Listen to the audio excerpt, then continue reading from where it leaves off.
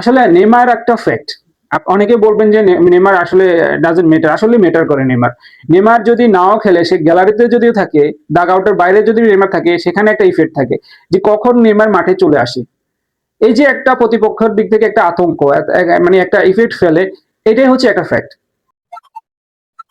তো সর্বোপরি কথা হচ্ছে শুধু ব্রাজিলে জিতে নেয় এবং জাপানি হারে নেয়, জাপানের সাথে সাথে আর্জেন্টিনাও হেরে গেল এবং কি আর্জেন্টিনার ফ্যানরাও খুব হতাশ হয়ে গেল। ওরা যেহেতু বারবার করে চাচ্ছিল যে আর্জেন্টিনা জাপান জিতে যাক। ক্যাসিমেরো গোল মিস করার পরেই জাপানের গোলটা কিন্তু কাউন্টার অ্যাটাকে দিয়ে দেয়, কিন্তু সেই ক্যাসিমেরোই কিন্তু হেডে গোলটা দেয়। খেলাকে এনজয় করবেন, খেলা নিয়ে গসিপ করবেন, একই সাথে সবাই খেলা দেখবেন, বাট এই খেলাকে নিয়ে যাতে আমাদের ভিতরে কোনো বৈতরণ না হয়, কোনো ঝামেলা সৃষ্টি না হয়, ওদিকে অবশ্যই আমরা খেয়াল রাখবো। বন্ধুত্ব জায়গায় বন্ধুত্ব থাকবে, খেলার জায়গায় খেলা থাকবে। Brasil! Brasil! A seleção chegou! E o Brasil! Hi Brazilian, কি অবস্থা? তোমরা সবাই কেমন আছো? সকল জল্পনা কল্পনার অবসান ঘটিয়ে শেষ পর্যন্ত শেষ 16তে ব্রাজিল। হ্যাঁ, এই যেন আর্জেন্টিনার ফ্যানদের মনে আগুন জ্বালিয়ে শেষ 16তে চলে গেলেন ব্রাজিল। দেখেন, কেন বলতেছি যে আর্জেন্টিনার ফ্যানদের মনে আগুন জ্বালিয়ে, সেটা তো অনেকেই বুঝতে পারতেছেন। বিকজ আমি গতকালকে যেখানে খেলা দেখছি, আমার বাসার সামনে প্রজেক্টর লাগানো হয়েছে, ওখানে ওখানে 80% সাপোর্টার ছিল আর্জেন্টিনার। মানে জাপানের খেলতেছে নাকি আর্জেন্টিনা খেলতেছে, তখন আমি বুঝে পারতেছি না। যে মনে হচ্ছে যে জাপান যখন গোল দিল প্রথম 28 মিনিটে, প্রথম গোলটা যখন কাউন্টার অ্যাটাকে গিয়ে দিয়ে দিল, তখন দেখলাম যে আর্জেন্টিনার ফ্যানদের মানে কি একটা বাদ ভাঙা উল্লাস। মনে হচ্ছে যে আর্জেন্টিনা ভার্সেস ব্রাজিলের খেলা হচ্ছে। মানে আমি তো পুরাই অবাক। মানে কি বাংলাদেশে তো আপনার জাপানের এত ফ্যান থাকার কথা না। হুম। পরে দেখলাম যে না, আসলে তাও জাপান টিনা। ঠিক আছে। হ্যাঁ, অবশেষে জাপান টিনার মনে আগুন জ্বালিয়ে শেষের 16তে ব্রাজিল উঠে গেল। দুর্দান্ত একটা ম্যাচ খেলছে।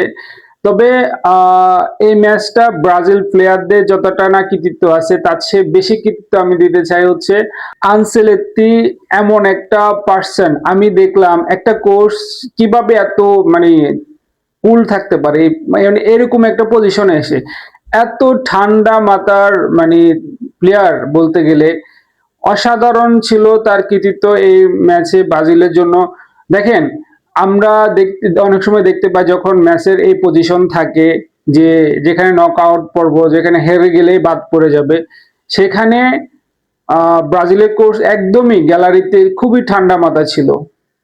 সে তার মতো করে প্ল্যান করতেছে, ইভেন সে প্লেয়ারদের উপরে কোনো প্রেশারই ক্রিয়েট করে নাই।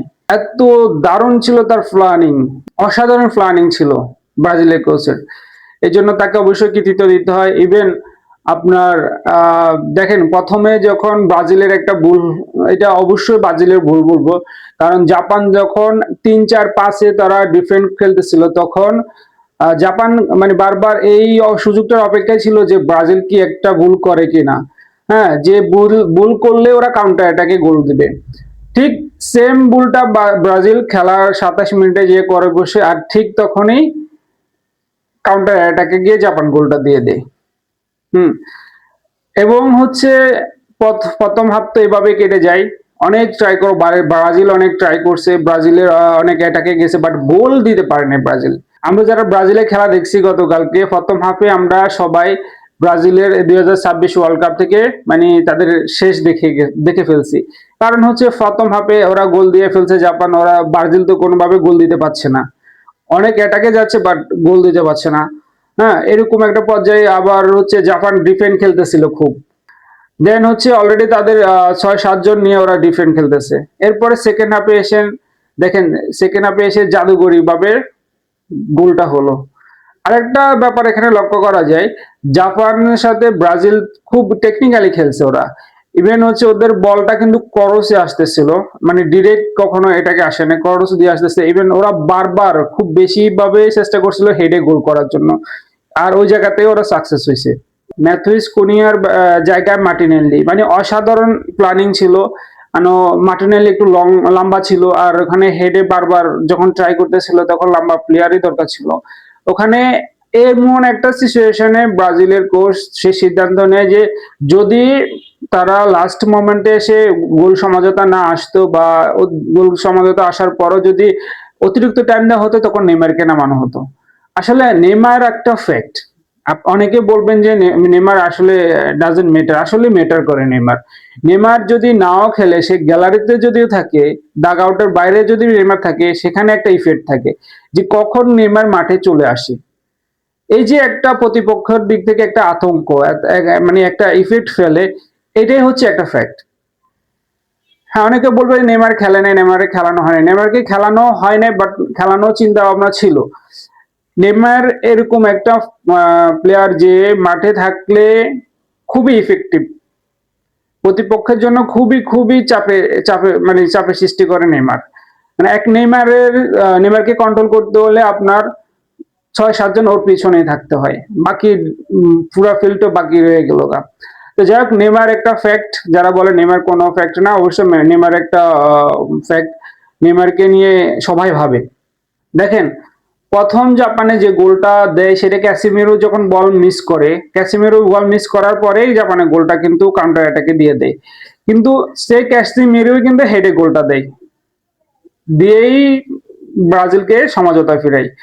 এই যে হেডে গোল ক্যাসিমিরো অবশ্যই একটা ফ্যাক্ট ছিল আজকের ম্যাচে, খুব ভালো খেলছে। এরপরে দেখেন আপনার হচ্ছে এনরিক এবং কি রায়ানো, মানে দুর্দান্ত। এনরিক যতটুকু খেলছে সে কিন্তু দুর্দান্ত একটা ইফেক্ট সৃষ্টি করছে। আর রায়ানো তো বলা বাহুল্য, মানে কথাই নাই। রায়ানো আজকে খুবই ভালো খেলছে। ঠিক আছে, এই যে এই আজকে ব্রাজিলের এই অসাধারণ জয়, তার পিছনে আমি অবশ্যই ব্রাজিল কোচকে অবশ্যই আমি ক্রেডিট দিব। তো সর্বোপরি কথা হচ্ছে, শুধু ব্রাজিলে জিতে নেই এবং জাপানি হারে নেই, জাপানের সাথে সাথে আর্জেন্টিনাও হেরে গেল, এবং কি আর্জেন্টিনার ফ্যানরাও খুব হতাশ হয়ে গেল। ওরা যেহেতু বারবার করে চাচ্ছিল যে আর্জেন্টিনা জাপান জিতে যাক, জাপান জিতে গেলে ওরা যে ব্রাজিল ফ্যানদেরকে খুব ভালোভাবে পৌঁছাতে পারবে, তাদের ওই স্বপ্নে ঘুরে বালু দিয়ে দিল ব্রাজিল। ব্রাজিলের জন্য শুভকামনা থাকলো, যাতে আমরা আশা করি ব্রাজিল সুপার এইটে যাবে, এবং আর্জেন্টিনা যারা আছে তাদের জন্য শুভকামনা থাকলো। তারা দেখতে থাকুন, অপেক্ষা করুন তাদেরও নেক্সট খেলায় কি হয়। দেখা হবে পরবর্তী ভিডিওতে। আপনারা সবাই ভালো থাকবেন, সুস্থ থাকবেন। আর যারা প্রথমবার মতো আমার চ্যানেলটা দেখতেছেন, অবশ্যই অবশ্যই সাবস্ক্রাইব করে সাথে থাকবেন, যাতে পরবর্তীতে আপনাদের সাথে দেখা হয়। আরেকটা কথা বলে যাই, খেলাকে এনজয় করবেন, খেলা নিয়ে গসিপ করবেন, একই সাথে সবাই খেলা দেখবেন, বাট এই খেলাকে নিয়ে যাতে আমাদের ভিতরে কোনো বাক বৈতন্ত্র না হয়, কোনো ঝামেলা সৃষ্টি না হয়, ওদিকে অবশ্যই আমরা খেয়াল রাখবো। বন্ধুত্ব জায়গায় বন্ধুত্ব থাকবে, খেলার জায়গায় খেলা থাকবে। আশা করি সবাই বুঝতে পারছেন। ভালো থাকবেন, সুস্থ থাকবেন। টাটা।